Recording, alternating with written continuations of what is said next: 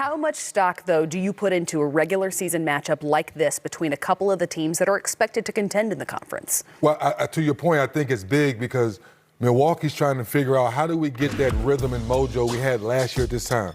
P.J. Tucker, ironically, tonight is on the other side with Milwaukee, and he was a real important piece on the defensive end, a glue piece. Who's going to be that guy this year? I think Milwaukee's still trying to figure that out. Pat Connaughton's hurt. Bobby Portis is part of the starting lineup. When does George Hill get healthy?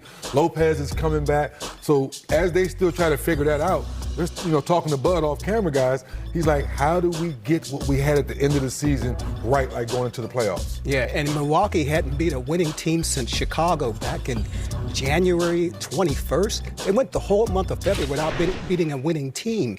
Their defense started to slip also a little bit. Obviously, they don't have Brook Lopez, so that hurts. But this team has Giannis, and he's played like an MVP, for the last, really for the whole season. So when you have Giannis, all right, Drew Holiday, and a couple other, look, I mean, this is the defending champions.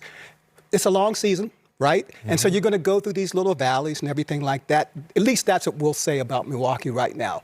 At the end, they're going to be right there. I think the big question is, how much do they value getting first place in the East and getting that home court advantage? Does it really mean that much where you're going to start playing your veteran players, down the stretch, heavy minutes? I don't know. That's also a question for a lot of teams in the East because it's so compacted, so many good teams there.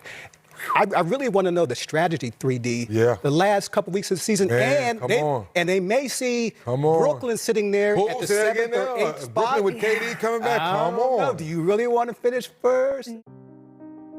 For nearly the entire fourth quarter, the Heat would be up, and it seemed like they would once the final buzzer sounded.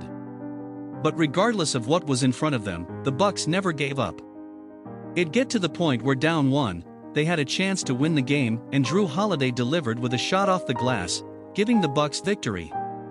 Giannis Antetokounmpo led the effort for Milwaukee, finishing with 28 points and 17 boards.